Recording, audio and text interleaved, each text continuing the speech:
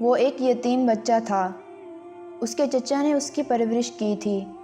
جب وہ بچہ جوان ہوا تو چچا نے اونٹ بکریاں غلام دے کر اس کی حیثیت مستحکم کر دی تھی۔ اس نے اسلام کے متعلق کچھ سنا اور دل میں توحید کا شوق پیدا ہوا، لیکن وہ چچا سے اس قدر ڈرتا تھا کہ اظہار اسلام نہ کر سکا۔ جب نبی کریم صلی اللہ علیہ وآلہ وسلم فتح مکہ سے واپس آ گئے تو اس نے چچا سے کہا، مجھے برسوں انتظار کرتے گزر گئے کہ کب آپ کے دل میں اسلام کی تحریک پیدا ہوتی ہے اور آپ کب مسلمان ہوتے ہیں، لیکن آپ کا حال وہیں پہلے جیسا چلا آ رہا ہے۔ میں اپنی عمر پر زیادہ اعتماد نہیں کر سکتا، مجھے اجازت دیجیے کہ میں مسلمان ہو جاؤں۔ چچا نے جواب دیا، دیکھ، اگر تو محمد صلی اللہ علیہ وآلہ وسلم کا دین قبول کرنا چاہتا ہے تو میں سب کچھ تجھ سے چھین لوں گا، تیرے بدن پر چادر اور تہبند تک باقی نہ رہنے دوں گا۔ اس نے جواب دیا، چچا جان، میں مسلمان ضرور ہوں گا اور حضرت محمد صلی اللہ علیہ وآلہ وسلم کی اتباع قبول کروں گا۔ شرک اور بت پرستی سے بیزار ہو چکا ہوں، اب آپ کی جو مرضی ہے وہ کریں، اور جو کچھ میرے قبضے میں مال و زر وغیرہ ہے سب کچھ سنبھال لیجئے۔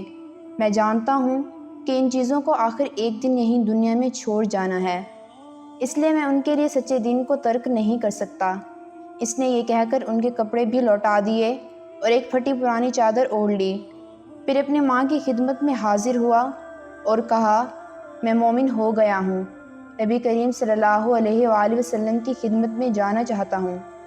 ستر پوشی کے لیے کپڑے کی ضرورت ہے، مہربانی کر کے کچھ دے دیجئے۔ ماں نے ایک کمبل دے دیا۔ اس نے کمبل پھاڑا، آدھے کمبل کا تہبند بنا لیا، آدھا اپنے اوپر کر لیا اور مدینے کو روانہ ہو گیا۔ صبح صبح مسجد نبوی میں پہنچ گیا اور مسجد سے ٹیک لگا کر نبی اکرم صلی اللہ علیہ وآلہ وسلم کے انتظار میں بیٹھ گیا۔ نبی اکرم صلی اللہ علیہ وآلہ وسلم جب مسجد میں آئے، اسے دیکھ کر پوچھا، کون ہو؟ اس نے کہا کہ میرا نام عبدالرزی ہے، میں فقیر و مسافر ہوں، طالب ہدایت ہو کر آپ کے در پر آ پہنچا ہوں۔ نبی اکرم صلی اللہ علیہ وآلہ وسلم نے فرمایا، آج سے تمہارا نام عبداللہ ہے، تمہارا لقب ذو الوجادین ہے، تم ہمارے قریب ہی ٹھہرو اور مسجد میں ہی رہا کرو۔ یوں عبداللہ اصحاب صفا میں شامل ہو گئے۔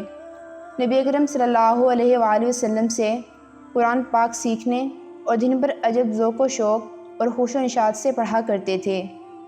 ایک دفعہ حضرت عمر رضی اللہ تعالی عنہ نے کہا کہ لوگ تو نفل نماز پڑھ رہے ہیں اور یہ اعرابی اس قدر بلند آواز سے ذکر کر رہا ہے کہ دوسروں کی قرات میں مزاحمت ہوتی ہے۔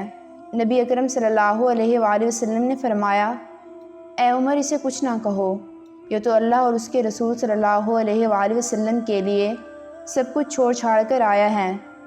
عبداللہ کے سامنے غزوہ تبوک کی تیاری ہونے لگی تو نبی اکرم صلی اللہ علیہ وآلہ وسلم نے انہیں دعا دیتے ہوئے فرمایا، الہی میں کفار پر اس کا خون حرام کرتا ہوں۔ عبداللہ نے کہا، یا رسول اللہ صلی اللہ علیہ وآلہ وسلم، میں تو شہادت کا طالب ہوں۔ نبی اکرم صلی اللہ علیہ وآلہ وسلم نے فرمایا، جب اللہ کے راستے میں نکلو اور پھر بخار آئے اور مر جاؤ تب بھی تم شہید ہو گئے۔ تبوک پہنچ کر یہی ہوا کہ بخار چڑھا اور انتقال کر گئے۔ حضرت بلال بن حارث مزنی رضی اللہ تعالی عنہ کا بیان ہے کہ میں نے عبداللہ کے دفن کی کیفیت دیکھی ہے۔ رات کا وقت تھا، پہلے وہ حضرت بلال رضی اللہ تعالی عنہ کے ہاتھ میں اترے، حضرت ابوبکر و عمر رضی اللہ تعالی عنہ ان کی لاش لحد میں رکھ رہے تھے۔ نبی اکرم صلی اللہ علیہ وآلہ وسلم بھی ان کی قبر میں اترے اور حضرت ابوبکر و عمر رضی اللہ تعالی عنہ سے فرما رہے تھے کہ اپنے بھائی کو میرے قریب کرو۔ نبی اکرم صلی اللہ علیہ وآلہ وسلم نے قبر میں مٹی کی اینٹیں بھی اپنے ہاتھ سے رکھیں اور پھر دعا فرمائی کہ اے اللہ، میں اس سے راضی ہوا، تو بھی اس سے راضی ہو جا۔ حضرت ابن مسعود رضی اللہ تعالی عنہ فرماتے ہیں کہ کاش اس قبر میں دفن کیا جاتا۔